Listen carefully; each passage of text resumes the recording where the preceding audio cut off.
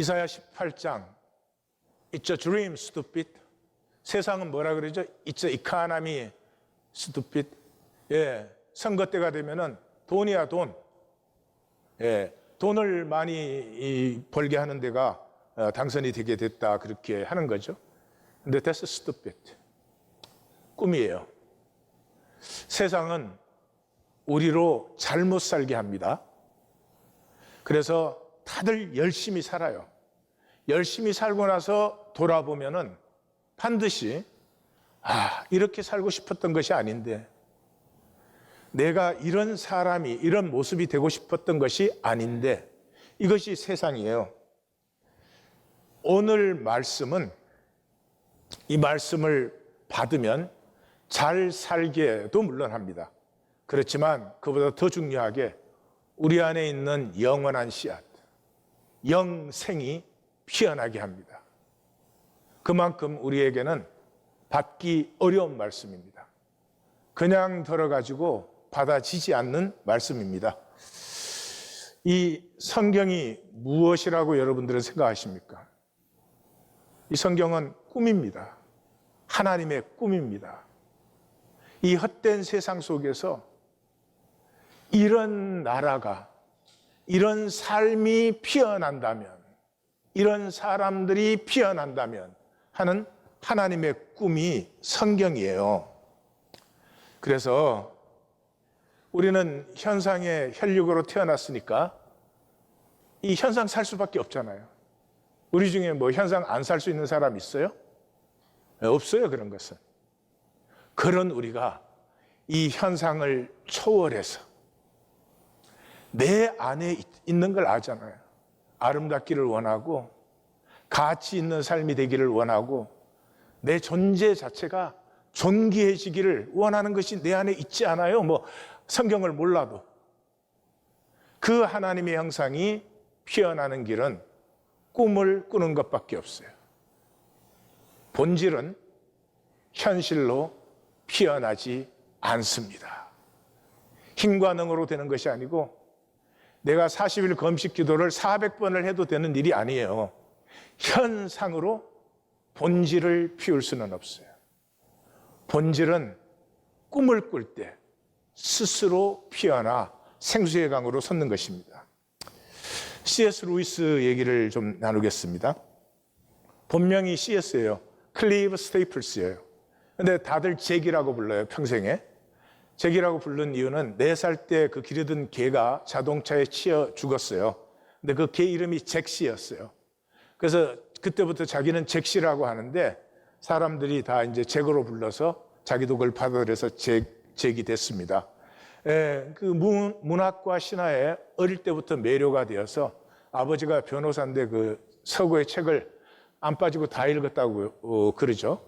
그 평생의 가족은 형 워런밖에 없었어요. 그리고 워런은 이제 옥스퍼드의 역사학 교수였습니다. 9살 때 어머니가 죽었는데 아버지가 기숙사 학교로 보냈습니다.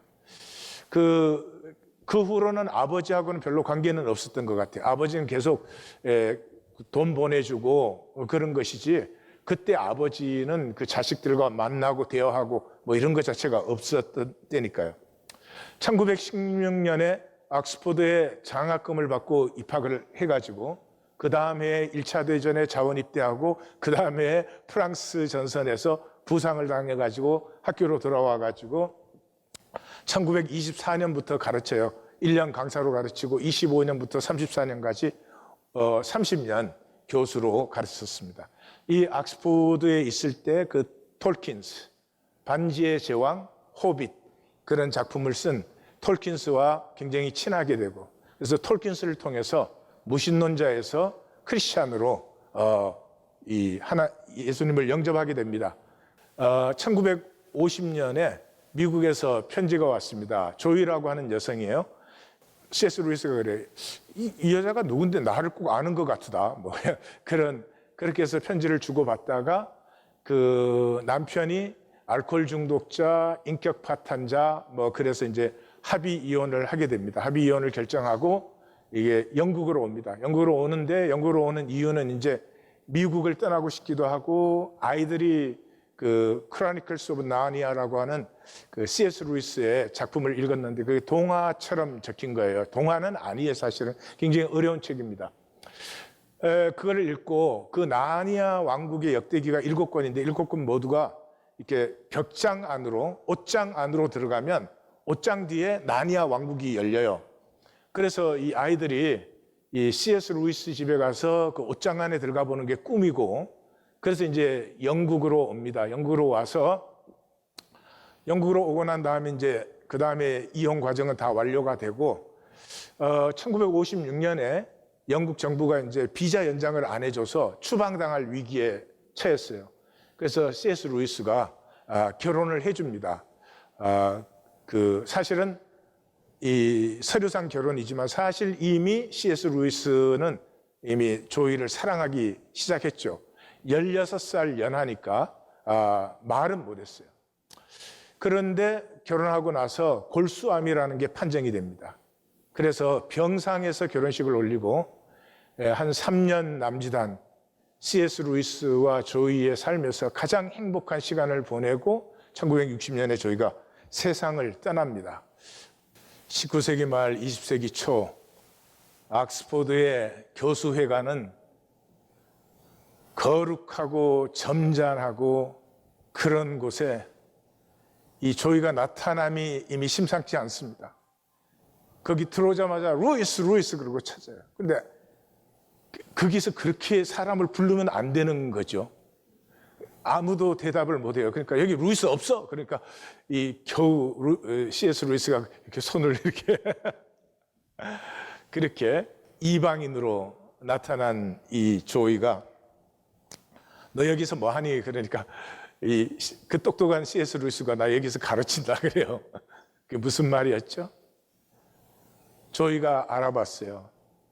C.S. 루이스가 그 지성, 그 학업, 그 성공, 그 모든 것이 자기의 벽을, 자기를 보호하는 보호막을 쌓기 위해서. 그래서 아무도 너를 타치 못해. 아무도 너에게 가까이 오지 못하잖아. 그걸 몰라? 인격과 인격이 만나는 것은 아픔이 있습니다. 왜요? 다르니까.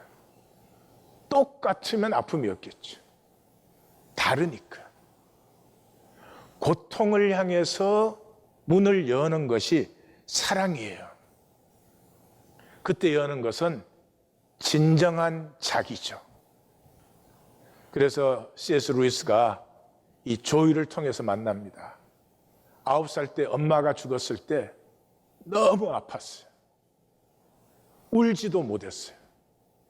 그리고 그때로부터 학업을 쌓고 명성을 쌓고 지성을 쌓고 존경받는 지위를 갖게 되는 것은 아무도 자기를 아프지 못하게 하려고, 아무도 나를 아프게 하지 못하면 나는 아무와도 관계는 없는 것이죠. 인간은 고난을 선택할 때 위대해집니다. 인간은 고난을 선택할 수 없습니다. 그런데 꿈을 품을 때 인간은 고난을 선택합니다. 부모는 고난을 기꺼이 받죠. 왜? 자식에게 꿈을 품기 때문입니다. 꿈으로 아픔을 선택하는 것, 그것이 사랑입니다. 밤하늘을 올려다본다. 이 모든 광대한 시간과 공간 속에서 찾아보라고 해도 그녀의 얼굴, 그녀의 목소리, 그녀의 손길을 찾아낼 수 없다는 사실보다 더 확실한 게 어디 있겠는가? 그녀는 죽었다. 죽어버린 것이다. 그것이 그렇게 알기 어려운 말인가? 너무 아파서 이 분명한 현실을 받아들이지 못합니다. 그러나 이 고통에서 마지막에 보시면 루이스는 이 고통은 내가 선택한 것이다 라고 말을 합니다. 이사야 18장은 본질을 피우는 꿈입니다. 이미 말씀드렸지만 본질은 현상으로는 절대 피어나지 않습니다. 내가 이 세상에서 어떤 성공을 거두었어도, 사람들에게 어떤 존경을 받는다고 해도 내 본질이 피어난 것은 아닙니다. 왜냐 그러면 내 본질은 내 노력으로 피울 수 있는 것이 아니기 때문입니다. 내 안에 있는 본질은 꿈. 사실은 모든 꿈은 하나님의 꿈이에요. 더 아름답기를 원하고 더 가치 있기를 원하고 더 존귀하기를 원하는 것은 전부가 하나님 형상에서 나온 것이. 하나님의 꿈을 품을 때 내 안에 있는 하나님의 형상은 피어나는 것이지 내가 만들 수 있는 것이 결코 아니에요. 그래서 이사야 18장은 역사 너머의 비전을 보고 있어요. 다시 말하면 이런 거예요. 이사야 선지자가 역사 얘기를 하는데 역사 얘기를 하면은 그 다음에 어떤 일들이 일어날지가 저절로 보이는 거예요. 왜냐 그러면 뭐 인간 역사 그렇게 어렵고 오묘하고 그러지 않아요. 그냥 푸틴이 전쟁 일으키면은 저거 갖고 자기 독재 강화하고 뭐 이런 게 당연한 거잖아요. 그런 거죠. 그래서 이사야가 지금 현재 역사를 얘기를 하는데 이 역사 후에 이런 일들이 그냥 줄줄줄 일어나겠구나. 자기도 모르게 비전이 막 따라 나오는 거예요. 그래서 이 역사를 얘기할 때는 구스와 애굽이 지금 따로거든요. 따로 나오지만은 종말의 비전에 들어가 버리면 구스나 애굽이나 결국은 똑같은 운명이다 이렇게 되는 거죠. 이때가 피안키라고 하는 구스의 왕이 지배할 때입니다. 하 이집트, 상 이집트, 고대의 역사는 그렇게 했어요. 지금은 이집트, 수단, 이디오피아 그렇게 하잖아요. 그 전에는 하 이집트, 상 이집트밖에 없었어요. 그 하상은 나일강의 상류 하류를 따라서, 그래서 하 이집트가 애굽이고 상 이집트가 구스죠. 구스인데 이 피안키가 그 애굽의 금강을 차지하면서 이 728년에 멤피스는 나일강이 흘러서 삼각주로 강이 쫙 나누어지는 그 지점에 있는 도시예요. 그래서 이게 애굽의 중심 도시죠. 728년에 점령을 했습니다. 점령을 했는데 오래 머무르지 못하고 나온 것을 보면은 아마 점령은 했지만 유지할 수 있는 힘은 없었다 하는 걸 눈치챌 수 있어요. 멤피스를 완전히 장악한 것은 그 동생 샤바카가 왕이 되고 나서 멤피스를 점령하고 그 길을 수도로 정했어요. 수도로 정했는데 아마 18장이 헷갈려가지고 19장을 여러 번 읽어보셨을 분들도 계실 텐데 19장을 보면은 애굽이 망하는데 구스가 강해서 망하지 않아요. 애굽이 망하는 이유가 첫째가 페르노이아, 우리 얘기예요. 먹을 게 없는 것도 아니고 입을 게 없는 것도 아닌데 뭐 이렇게 뭐 인플레이션이 일어난다, 뭐 불경기가 온다 이러면 뭐 불경기 될 돈이 있어야지. 나를 닮으시라고. 응?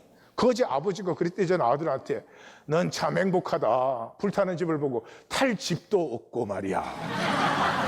응?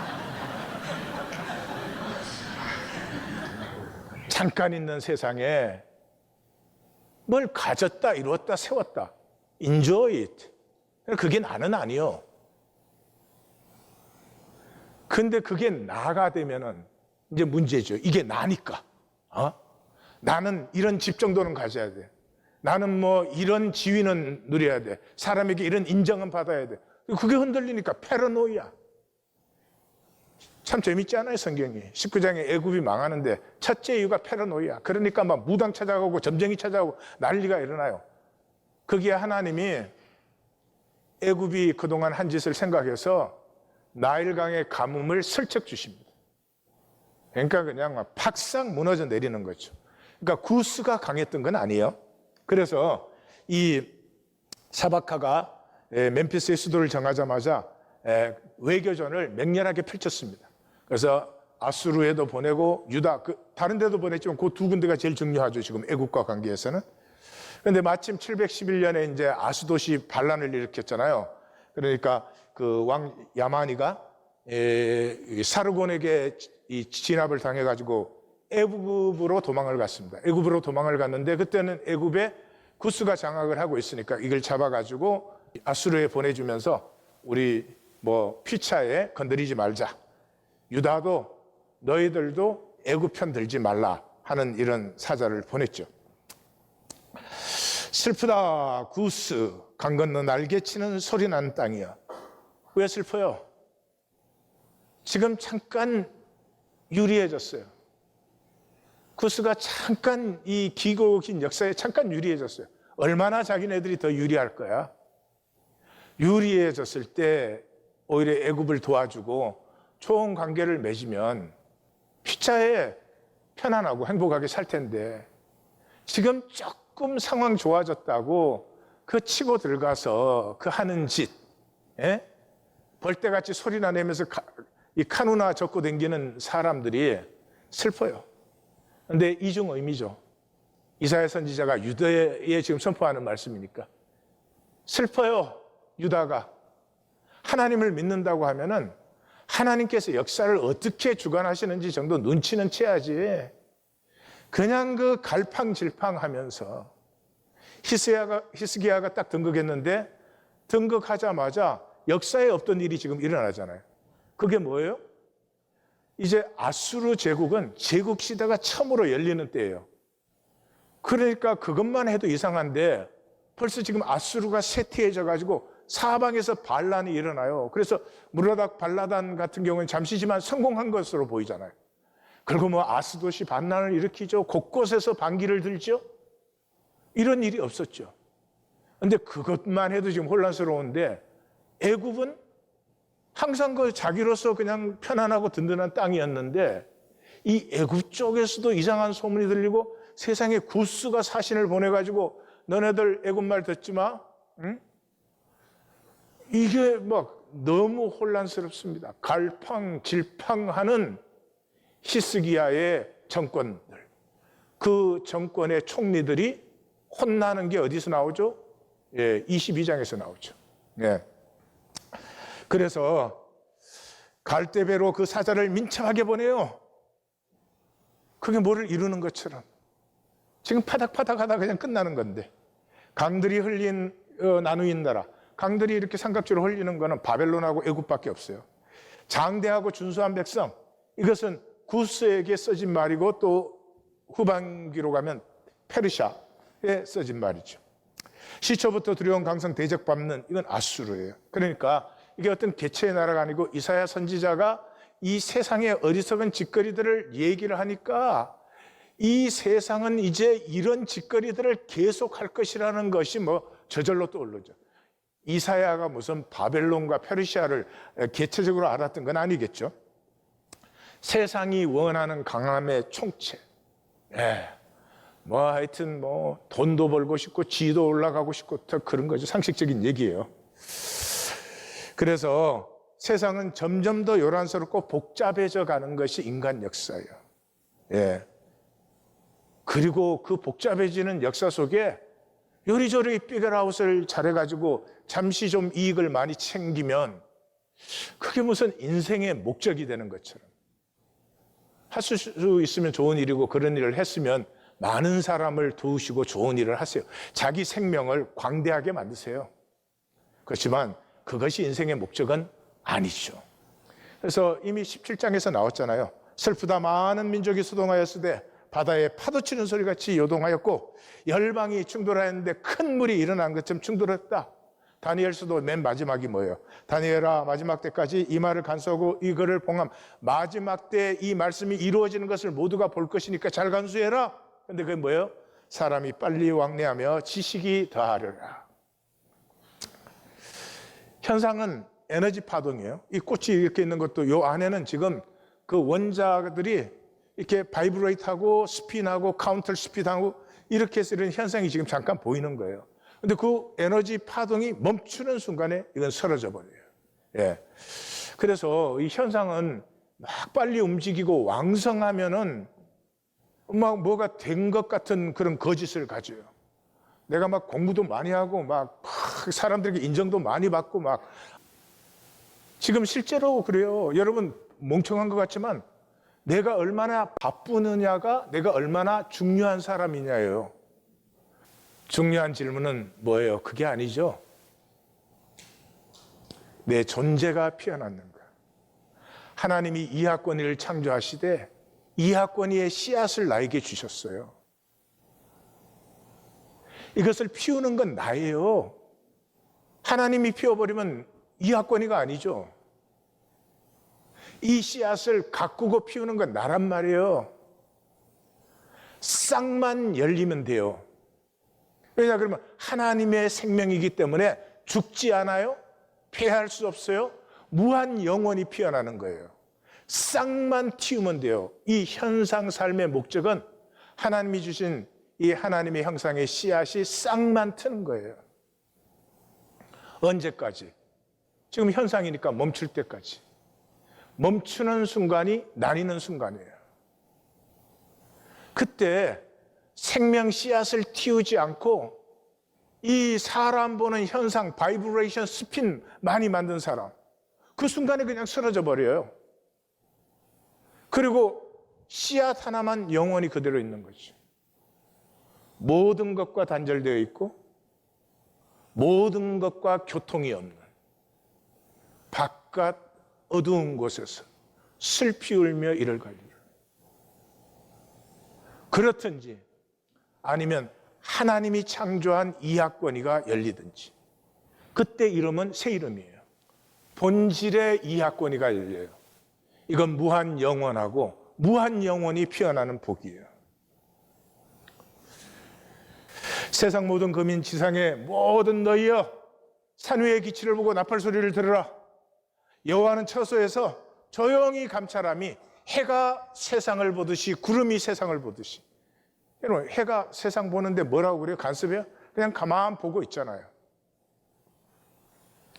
요란을 떨면 뭐가 되는 것 같지만, 뭐가 좀 수입이 올라가면 해, 그리고 수입이 좀 내려가면 또 난리가 나지만, 그런 경거망동에 속지 말고 비가 오나 눈이 오나 좋았든 안 좋았든 그 모든 것 속에서 천천히 흐르고 있는 하나님의 경영을, 하나님이 무엇을 행하고 계시는지를 보라. 하나님의 꿈이 이루어지고 있는 거예요. 꿈의 반대는 현실이죠. 현실이 뭐예요? 이익계산이에요. 이익계산. 여기 눈이 딱 가려가지고 지금 이익이냐 손해냐밖에 아무것도 안 보여요. 이익 손해라는 게 뭘 말해요? 내 것. 내게 이익이냐 내게 손해냐는 거예요. 내 것이니까 단절되어 있지. 어리석은. 내게 무엇이 있든지 우리의 것으로 누릴 때 아름다워지고 사람들이 존경하는 거예요. 근데 그 뭐가 도대체 있어서 내 것밖에 모르냐고. 얼마나 천박해. 그런 삶의 하나님은 나와 함께 꿈을 꾸자고 초청하는 거예요. 함께 꿈을 꾸면 하나가 되죠. 문제는 꿈을 꾸는 것은 아픈 것이에요. 꿈을 꾸면 아파요. 그래서 꿈을 꾸지 않습니다. 사람들은 허무한 욕망, 세상을 욕망해요. 세상을 욕망하는 만큼 꿈은 죽어버립니다. 대개 자기 꿈이 뭔지도 모르죠. 꿈 그러면 너무 낯설죠. 추수전에 꽃이 지고 익을 때 연한 가지가 펴질 때 내가 찍어버린다. 독수리와 덜짐승의 여름과 겨울의 밥이 되리라. 결코 서지 못하는 인간 역사. 알렉산더 같은 경우는 지구를 덮을 것 같았어요. 그래도 끝나죠. 그게 인간 도모의 귀결이에요. 근데 그 끝날 때는 그냥 끝나는 게 아니라 너무나 처참하죠. 그때 만군의 여호와의 날에 시온의 만군의 여호와께 예물을 드리러 열방이 나온다. 그래서 강물이 흘러나는 나라, 장대하고 준수한 백성, 시초부터 두렵고 강성하여 대적을 밟는 그 모든 나라, 세상의 강함이 진정한 강함을 보았을 때 그 앞에 나온다. 진정한 강함이 뭐예요? 십자가죠. 십자가 대적하는 사람 있어요? 십자가를 대적하고 욕하고 저건 나쁜 것이다 그런 사람이 있다면 그건 병자지 절대로 정상적인 사람은 아니죠. 진정한 강함을 모르는 세상은 그냥 그 현상적인 강함을 나타내려고 난리를 칩니다. 그걸 완성시킨 나라가 로마 제국이에요. 그래서 역사가들의 그 중심 질문이 왜 로마가 망했는가? 이 원인을 어떻게 잡느냐에 따라서 사가의 그 브랜치가 결정되는 거예요. 근데 지금은 뭐 로마 제국 정도가 아니죠. 시장 제국이 이루어졌으니까. 마켓 엠파이어. 정말 저는 이해는 안 가는데요. 99%의 사람이 그렇게 살아요. 시장 제국. 소비가 모든 척도예요. 소비가 교양의 척도예요.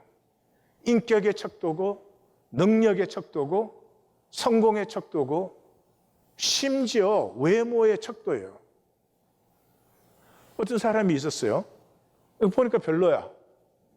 그런데 옆에 있는 사람이 그러는 거예요. 저 사람이 3천만 불짜리 야트를 가졌대. 그리고 다시 보면 굉장히 잘생겨 보여요. 여러분, 우리가 얼마나 이렇게 미쳐 있는지, 세뇌되어 있는지 여러분 모르시죠?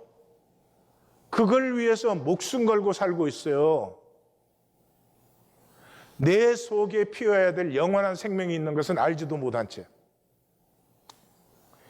현상에 속지 말고 생명의 꿈을 품으십시오. 현상이 우리에게 주는 게 뭐예요? 두려움과 불안과 열등의식이지. 현상은 항상 우리가 만든 인조, artificial 스탠다드가 있잖아요. 예? 여자는 뭐 이렇게 생겨야 예쁜 거다. 항상 그 스탠다드가 있어요.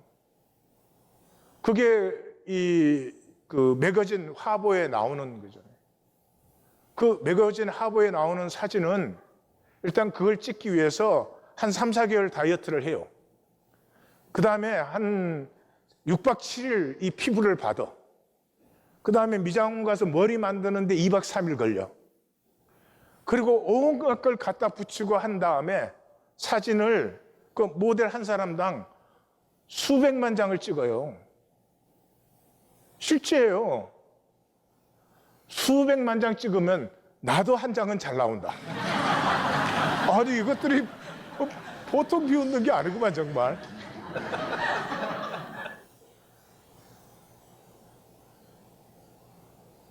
그게 나오면 세상의 모든 여자는 저렇게 생겨야 된다 이렇게 되는 거예요. 멍청. 그렇게 아티피셜 스탠다드가 생기면 모든 여자가 정죄받는 거예요. 저렇게 생길 수가 없잖아요. 자연이 아니니까. 생명의 꿈을. 우리의 아름다움은 그런 데 있지 않아요. 하나님이 주신 하나님의 형상. 얼마나 고귀하고 신비하고 아름다운 것이. 그래서 베드로는 그러지 않아요? 이 성령이 임했을 때 이는 선지자 요엘을 통하여 말씀하신 것이니 하나님이 말씀하시기를 말씀해 내가 내 영을 모든 육체에 부어주리니 너희의 자녀들은 예언할 것이요 너희 젊은이는 환상을 보고 너희의 늙은이들은 꿈을 꾸리라. 성령이 임하면 꿈이 피어나는 것이요. 그 꿈에 품음받은 우리의 하나님 형상 본질이 피어날 때 생수의 강이 솟아나는 것이죠. 이 꿈이 피어나기 위해서는 딱 한 가지밖에 없어요. 내 절망을 만나야 돼요. 내 에고의 절망, 내 혈육의 절망을 만나야 돼요. 아무리 갖다 붙여도 비천한 것이구나. 사람들이 나를 보고 위대하다, 훌륭하다고 해도 나는 나를 알아. 도둑놈이고 거짓이고 악하고 음란하기 짝이 없는 우리 안에 없어요, 그것이. 하나님의 형상을 억눌러버린 자리에 우리 안에는 무엇이 있어요? 거짓과 망상. 내가 그런 멸망의 존재라는 절망을 만나지 않고는 절대로 내 안에 있는 하나님의 형상은 열릴 수가 없습니다. 성령이 임하시면 꿈을 꾸게 되고 꿈에 품음받은 하나님의 형상 씨앗은 부화가 돼서 열립니다. 이때 단절된 현재에서 영원을 품은 현재로 전환되게 돼요. 우리의 현재는 지금 손해냐 이익이냐 그거밖에 못 봐요. 아무것도 못 보는 게 아니고 거꾸로 보고 멸망을 보는 거죠. 그러나 꿈이 피어나면 내 과거가 아무리 부족하고 못나고 괴로웠다고 해도 그 모든 과거가 오늘 이 현재를 위해서 있어 왔어요. 한숭이 국화꽃을 피우기 위해서 천둥은 먹구름 속에서 그렇게도 울었나 보다. 뿐만 아니라 이 현재에서부터 하나님의 아름다움은 얼마든지 피어날 수 있어요. 어디에 열등의식이 들어올 때, 어디가 현상이 우리를 속여서 열등의식을 주고 우울증을 줄 수 있는 것이 어디에 있느냐 이 말이에요. 피하고 유리하고 지키기에 나해서 지금 당장 이 현재뿐이니까 아픔을 품는 나 열려서 오는 하나님의 경영, 섭리를 받을 수 있는 그것이 내 뜻과 다르기 때문에 내가 원하는 것과 다르기 때문에 아프지만 이 아픔을 품는 것이 꿈꾸는 자의 특징이죠. 부모는 자식에게 꿈을 품기 때문에 아픔을 품을 수 있죠. 자기 십자가를 지고 자기 십자가를 질 수 있을 때 그때만 하나님이 창조한 이하권이가 피어날 수 있어요. 그 열매는 본질의 회복이죠. 본질은 뭐예요? 하나님이죠. 우리 모두 하나님에게서 나온 하나님이죠. 그러므로 코이노니아가 이루어져요. 1820 데일리 브레드는 우리의 꿈이에요. 저는 프로그램 하자가 아니에요. 우리의 꿈이에요. 내 곁에 있는 한 사람이라도 내가 진정으로 진실로 교통할 수 있다면 보이기로 작전 짜고 표정 지어주고 말해주고가 아니라 만나면 그냥 가슴이 통할 수 있다면 100% 통하라는 거 아니에요. 100% 통하는 건 통하는 게 아니에요. 서로가 없는 것이지. 자기가 있음에도 불구하고 1%가 통할 때 남편이 참 답답한데도 어쩔 때 내 가슴에 작은 것 하나를 탁 같이 느껴줄 때 참 고마운 것처럼 1820 데일리 브레드는 꿈을 꾸자는 것이에요. 꿈은 영혼이 사는 길이에요. 혈육은 욕망으로 살아요. 욕심으로 살아요. 사는 게 아니죠. 안 죽으려고 몸부림치는 것이지. 영혼이 사는 길은 꿈을 꾸는 것밖에 없어요. 왜냐하면 꿈은 현상을 초월하는 유일한 길이에요. 하나님의 형상이 깨어나는 길은 이 길밖에 없어요. 손해 안 보고 이익 챙기기 그 천박하고 조잡스러움에 사로잡힐 수밖에 없는 게 우리잖아요. 어떻게 계산 안 하고 살 수가 있어요? 아프지 않으려고 C.S. 루이스처럼 껍질 만드는 게 우리의 삶이잖아요. 그렇게 안 살 수 있는 게 아니잖아요. 그런데 이상하죠? 꿈을 꾸게 되면은 스스로 아픔을 선택할 수 있어요. 왜요? 더 높고 더 존귀하고 더 아름다운 가치를 보았기 때문이에요. 나의 절망을 내가 사람 보기에는 그럴듯하지만 얼마나 악하고 더럽고 거짓된지를 이제는 만났기 때문이에요. 우리는 알죠. 그러나 생각이 떠오를 때 슬쩍 다른 걸로 대체해버려요. 나를 만나지 않기 위해서. 그래서 포로에서 돌아온 귀한기 선지자인 스가랴는 만군의 여호와께서 말씀하시되는 힘으로도 되지 아니하며 능력으로도 되지 아니하고 오직 나의 영으로 되는 것이다. 인간이 만들 수 있는 것이 아니에요. 하나님의 꿈이 임할 때 생명은 피어나는 것이에요. 그래서 이사야서는 40장에서부터 꿈이 그 이사야 안에 있는 꿈이 이 멸망해가는 역사 속에서도 하나님은 결코 이 창조 안에 그 하나님이 세우신 선하심을 포기하지 않은 거기에서부터 피어나는 꿈을 너무나 아름답게 얘기합니다. 저는 그래서 이사야 40장 이후를 굉장히 좋아하는데요. 그래서 첫 번째 목회는 거기에서 교회 이름을 지었어요. 이전 일을 기억하지 말며 옛적 일을 생각하지 말라. 보라, 내가 새 일을 광야의 길과 사막의 강이 이 듣기만 해도 가슴이 뜨거운데, 세상 속에 우리에게 하나님의 생명을 주신 목적은요, 여기에서 궁궐지어라, 여기에서 막 훌륭하게 되어라, 여기에서 너는 다른 사람의 100배 큰 자가 되어라, 그런 거. 현상에서 100배 크나 100배 적으나 똑같은 거예요. 초월. 알을 깨고 새로 날아라. 고치를 찢고 나비로 날아라. 어떻게 우리가 마귀에게 쏘가가지고 하나님같이 돼요. 내 좁쌀 세계 안에서 하나님같이 되어서 어느 것이 선이냐 어느 것이 악이냐 내가 다 결정해. 어느 게 옳으냐 어느 게 틀리냐 그것도 내가 결정해. 어느 게 이익이냐 어느 게 손이냐 그것도 내가 결정해. 그 모든 것으로 좁쌀 세계 껍질을 만들다. 왜요? 안 아프려고. 왜요? 내 중심대로 내 마음대로 됐으면 좋겠으니까. 근데 역설적으로 그것 때문에 불안하고 두렵죠. 그래서 말씀조차도 받을 수가 없어요.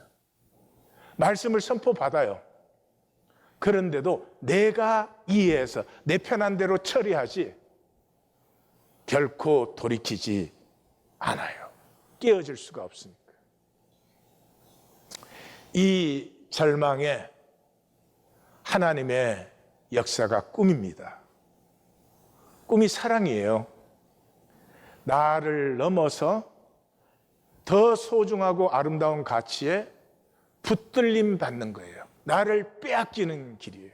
평생을 통해서 내가 나를 지키는 게 우리의 삶인데 그 나를 빼앗길 수 있는 것이 꿈이에요. 그것을 사랑이라고 해요. 십자가를 지는 예수님은 고통을 참으신 게 아니에요. 괴롭지만 이게 순종하는 길이 아니에요. 아버지 가슴의 꿈으로 가득하셨어요. 그래서 윤동주 시인이 참 잘 봤어요. 괴로웠던 사나이, 행복했던 예수 그리스도. 그의 육체는 분명히 괴로웠어요. 그러나 그는 행복한 꿈을 품고 있었어요. 그래서 제자들에게 마지막 말씀이 뭐예요? 새 계명을 너희에게 주노니 서로 사랑하라. 내가 너희를 사랑한 것 같이 너희도 서로 사랑. 이 교훈 아니에요. 이게 명령한 거 아니에요. 그게 명령해서 되겠어요? 서로 사랑하라가 명령해서 될 일이에요? 아니에요. 자기가 십자가를 졌을 때, 아버지의 아픈 가슴이 이 온 땅에 나타났을 때, 그걸 만난 사람들이 서로 사랑하는, 다시 하나로 회복되는 그 꿈에 붙들림 받으신 분이 예수 그리스도세요. 하나님을 사랑하기까지, 마음을 다하고 성품을 다하고 힘을 다하고 뜻을 다하여 주 너의 하나님을 사랑하기까지는 현실과 돈과 종교가 전부예요. 플래튼드, 평면밖에 없는 삶. 사람이 어떻게 볼까가 너무나 두려운 사람. 그 가면 껍질 만들기에 자기를 다 낭비해버리는, 결코 초월이 없는, 생명을 자기 스스로 버리는. 꿈은 사랑이기 때문에 아파요. 꿈을 가진 사람은 이 혈육의 세상에 맞춰지지가 않아요. 존재의 진실입니다. 막 사람들은 뭐 차 좋은 거 샀네, 얼마 줬어, 뭐 기능이 뭐가 있어, 이래. 그 소리가 몇천 년 전 과거에서 들리는 소리 같아요. 어떻게 저런 것을 신경을 쓸까? 저것이 그렇게 중요하단 말인가? 와, 뭐 좋겠네. 아들이 하버드 대학 옆에 다바드 들어갔다며. 축하해, 부럽다. 인생을 살면서 그런 것들은 좋은 게 오면 감사하는 거고 즐기면 되는 것이지. 그게 어떻게 나야? 그게 나 아니지. 그게 존재의 진실이지. 이순신 장군이 자기 이익 챙겼다면 누가 기억이나 하겠어요? 저는 장례식을 마치고 돌아올 때마다 참 이상해요. 그 장례식 하는 동안 내내 그 얼굴을 봤잖아요. 근데 시신의 얼굴 기억되는 분 있어요? 그 시체의 얼굴이 기억되는 분 있느냐고요? 절대 기억이 안 돼요. 실제가 아니니까. 히브리서 기자는 이걸 아주 잘 표현하죠.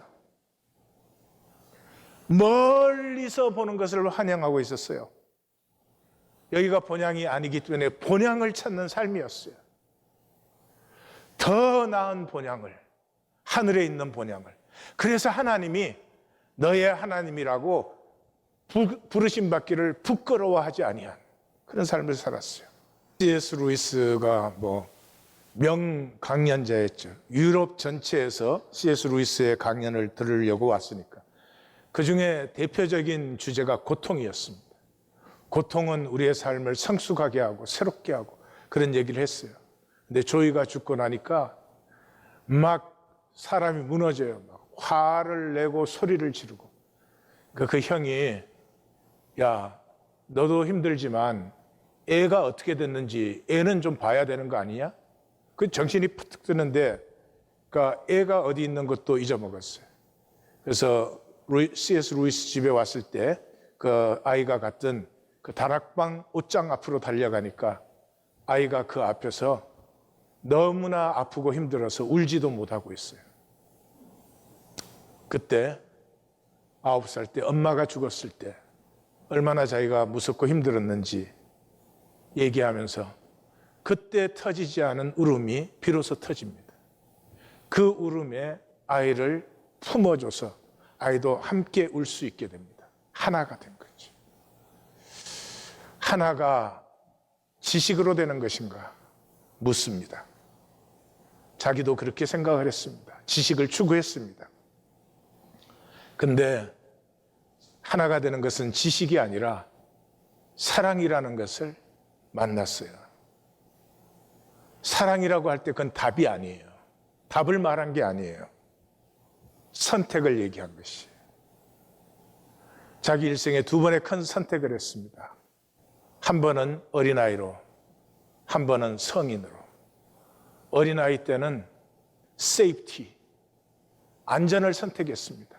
아픈 것이 너무 힘들어서. 그러나 성인이 되었을 때 자기는 suffering, 고통을 선택했습니다. 아플 줄 알았죠.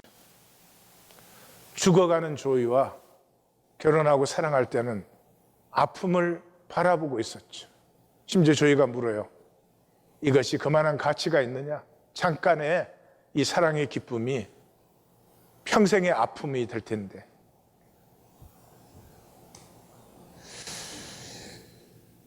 C.S. 루이스는 고통을 선택했습니다. 왜요? 아픔이 하나로 만드는 것이니까요. 나의 아픔을 아무에게도 보여줄 수가 없어요. 세상에서는. 단절되어 있으니까요. 두렵죠? 그 아픔을 보고 얼마나 멸시할까 싶었어요. 그렇다고 끝까지 두려움에 지시면 안 됩니다.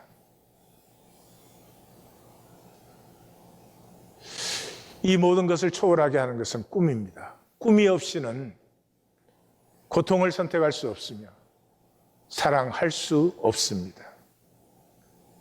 그러나 그것보다 더 아픈 진실이 있습니다. 우리들은 환자들이에요. 그래서 돌이킬 수가 없어요. 평생 동안 내가 살고 지켜온 이 삶을 절대로 떠날 수가 없어요. 내가 살고 지켜온 삶을 떠난다는 것은 unknown, 전혀 모르는 세계로 들어가야 되는데 우리 중에 그렇게 들어갈 수 있는 사람은 아무도 없습니다. 왜요? 그 unknown 세계를 살 수 있는 것은 은혜예요. 그런데 우리에게는 은혜를 받을 힘이 없어요. 쌈겨졌어요, 세상에. 우리는 중독되어 있고 매일 중독 더 되어 가고 있어요. 은혜는 나를 새롭게 해요. 그냥 새로운 것이 아니라 radical newness예요. 그래서 우리는 은혜도 오염시켰어요. 설교 듣고 내 마음에 들고 내가 편안해지고 내가 생각한 게 맞았네 이러면 은혜 받았다 그래요. 아니요, 은혜는 쪼개어지고 새로워지는 것이에요.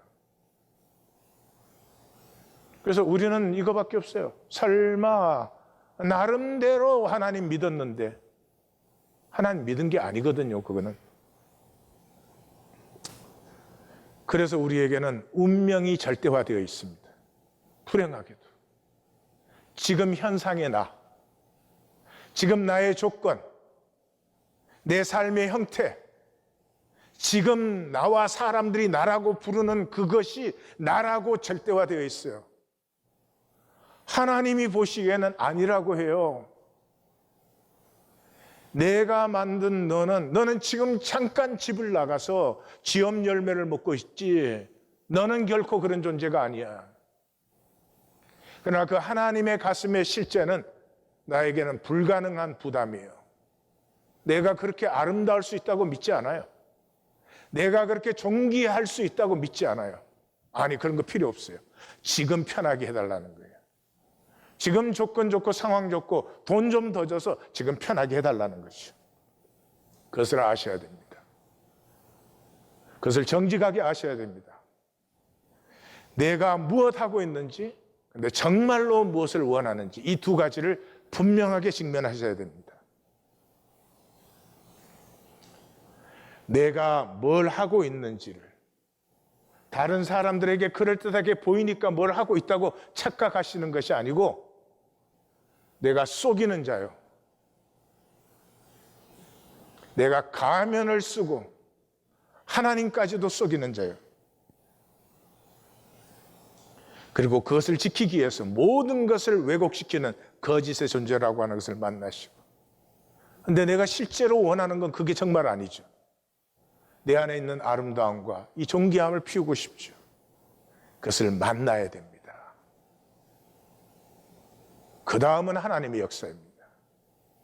나의 절망을 만나야 내 안에 꿈이 피어나는 것입니다. 이 백성의 마음을 둔하게 하며 그들의 귀가 막히고 눈이 감기게 하라. 염려하건대 그들이 눈으로 보고 귀로 듣고 마음으로 깨닫고 다시 돌아와 고침을 받을까 하노라. 지금 이 상태를 가지고 뭔가를 조금 더 멋있게, 조금 더 은혜롭게, 조금 더 성숙하게 그 따우짓을 할까 봐 내가 염려된다. 그러므로 그 다음이 뭐예요? 황폐.